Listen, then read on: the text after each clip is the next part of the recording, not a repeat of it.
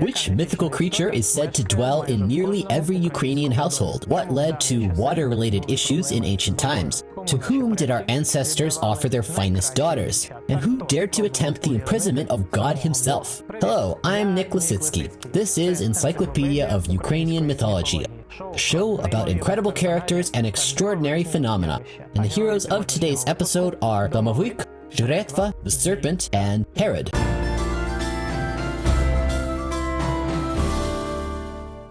Naumovska, a household deity, is one of the most popular mythical characters among Ukrainians. It resides in every home, and sometimes even in modern urban apartments. A typical Naumovska appears as a small, humanoid creature with shaggy hair. It protects the comfort of the home, and when treated well, it ensures harmony and prosperity for the family. However, an offended Naumovska can bring trouble to the household. If angered, it starts to break dishes, roam the house at night, disturb the inhabitants, and try to drive them out of their dwelling. According to some researchers, in ancient times, Naumovska was considered a benevolent deity of the household hearth. Others linked its origin to ancestor worship, where one of the deceased family members became the household spirit. Nevertheless, in folk legends, there are many more variations of Naumovska's origin. According to one version, it emerged from water droplets that the devil shook off his finger. According to another, Naumovska is a fallen angel. According to a third, it was the soul of someone who died on the site where the house was built. Some also believe that if a mother intentionally lets a child in without anyone noticing, that child would become Naumovska at the age of 7. In western Ukraine, where Naumovska is known as Hodovanets, there's a belief that it can be created from a znosok, a small, underdeveloped chicken egg without a yolk. Such Naumovska brings wealth and in return for its services takes the soul of the owner after their death. As for the appearance of Naumovska, there is no consensus. Often it is entirely invisible. It is believed that if you treat Naumovska well, you won't hear or see it.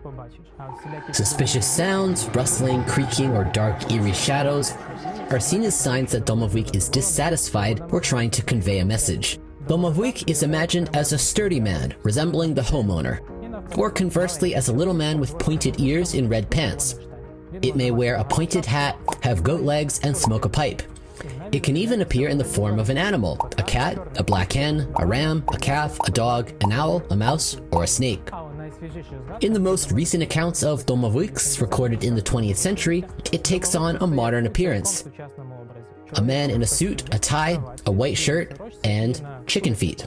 Naumovska lives in the attic or on the stove and assists the homeowner in various tasks, offering good advice, overseeing the household, and guarding the property. However, Naumovska has a rather capricious nature. It dislikes salty food, a knife left on the table, and garlic. It is also not fond of snoring, scolding, or loud shouting, as well as an untidy house. Furthermore, it is said that Naumovska dislikes women. It may come and embrace a lonely housewife by the shoulders or waist, and what happens next depends entirely on the woman's reaction. If she offers friendship by uttering a special incantation, Naumovska will no longer appear. However, if the housewife is frightened, it can trigger a poltergeist activity with objects moving and eerie voices. As you can see, it's best to maintain a good relationship with Naumovska. To appease the household deity, it's customary to leave candles or something sweet for it. Have you ever encountered a household deity? Perhaps it resides in your home. Share your stories in the comments. Zhretva is a mysterious and eerie character in Hutzul mythology. And while there is limited information about this creature, the surviving tales provide us with some insight. Zhretva is depicted as resembling a dragon and withholding water from the people, with the only means to access life-giving moisture being through human sacrifice. According to legend, Zhretva was created by God to assist him. It looked like an ordinary person, lived on a high mountain, and exclusively fed on ripe blueberries. At times, God dispatched Zhretva to Earth to gather information about human affairs and occasionally to administer divine punishment through fire. During these missions, Zhretva would transform into a winged serpent with a long tail, the tip of which illuminated the entire world. During one of these tasks, Zhretva became so ravenous that it devoured carrion and became too heavy to fly. It crawled back to God for a long time, and when it finally arrived, he realized that it had, as they say, erred. He stripped Zhretva of its ability to fly. However, acknowledging its past merits, God appointed Zhretva as the guardian of water on Earth. From that point forward, in order to access water, people had to sacrifice young boys and girls to Zhretva. Fortunately, one day a brave man emerged and succeeded in slaying Zhretva. Since then, there has been an abundance of water on Earth. The serpent is one of the central figures in world mythology, incredibly ancient and multifaceted. The creator of the world, an embodiment of elemental forces, a devil, a symbol of sexuality. In Ukraine, he is most famous as the main fairy tale antagonist, the adversary of the main hero. However, unlike the mercenary and malicious European dragons, the Ukrainian serpent is noble, willing to engage in dialogue, and values fair maidens more than gold. Belief in the serpent dates back to prehistoric times. In the myths of many cultures, the serpent plays a direct role in creation and embodies primordial chaos from which the world is formed. In Slavic mythology, the serpent dragon is a powerful totem, and possibly a separate deity. It was believed that in the evening he swallows the sun and releases it into the sky again in the morning. Traces of serpent worship have survived in Slavic rituals, customs, and beliefs.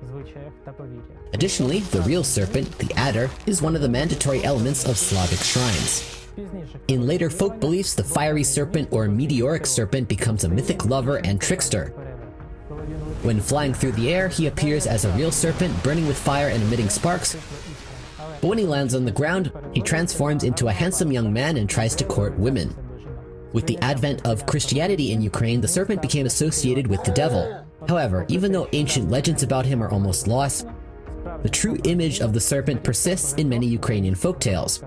And in these tales, he does not appear as an absolute evil. By external characteristics, fairy tale serpents can be of two types. The first ancient type is the multi-headed serpent lizard, and the second more modern type is anthropomorphic, resembling an ordinary human. Usually the serpent resides in his palace or cave, guarding the boundaries of his territory and accepting the best girls from the people who wish to appease him. Please note, the Ukrainian serpent does not kidnap beauties. They come to him willingly, as decided by the community. Moreover, being a serpent bride is not such a bad fate, as the serpent is quite loving. He can fall in love with his victim and marry her. The serpent is a rather non-conflict character, endowed with traits of chivalry. He never initiates a fight, and when a hero comes to him to recapture a girl, he first inquires whether the hero truly wants to fight or perhaps make peace.